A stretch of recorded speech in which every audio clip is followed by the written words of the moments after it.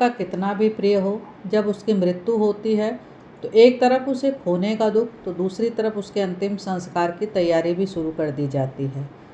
गरुड़ पुराण में लिखा जाता है कि जब गांव मोहल्ले में किसी की लाश पड़ी रहती है तब घरों में न पूजा पाठ की जाती है न किसी के घर में चूल्हा जलता है।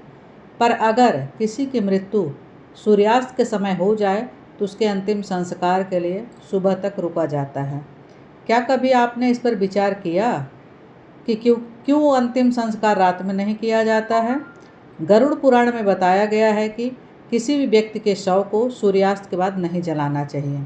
यदि गलती से ऐसा कर भी दिया जाए तो आपको बता दें, ऐसा करने से बहुत ही दुष्परिणाम हो सकते हैं, जिनका वर्णन हमको गरुड़ पुराण में मिलता है। गरुड़ पुराण में रात को अंतिम संस्कार करना वर्जित माना गया है। इस समय अंतिम संस्कार करने से मृत आत्मा को परलोक में मिलने वाला कष्ट होता है।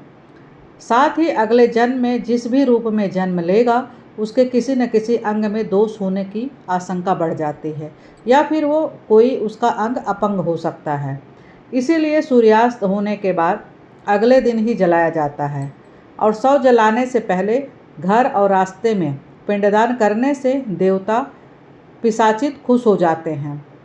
शव अग्नि में समा जाने के लिए पूरी तरह से तैयार हो जाती है, जिस कारण उस आत्मा को मोक्ष की प्राप्ति की संभावनाएं भी बढ़ जाती हैं। समय रहते मृत व्यक्ति का अंतिम संस्कार करने से उसकी आत्मा को परलोक में उत्तम स्थान प्राप्त होता है। अगर अंतिम संस्कार गलत समय पर किया जाए तो आत्मा पिशाच योनि में चली जाती है और धरती पर तरह तरह के कष्ट भोगती है। सूर्यास्त के बाद स्वर्ग के द्वार बंद हो जाते हैं और नरक के द्वार खुल जाते हैं और उस समय जो है पिशाच योग चलता रहता है, असुरी शक्तियां जागृत हो जाती हैं। इसलिए जो है सूर्यास्त के बाद जो है शव को नहीं जलाया जाता है। इसका वर्णन हमारे ग्रंथों में भी है।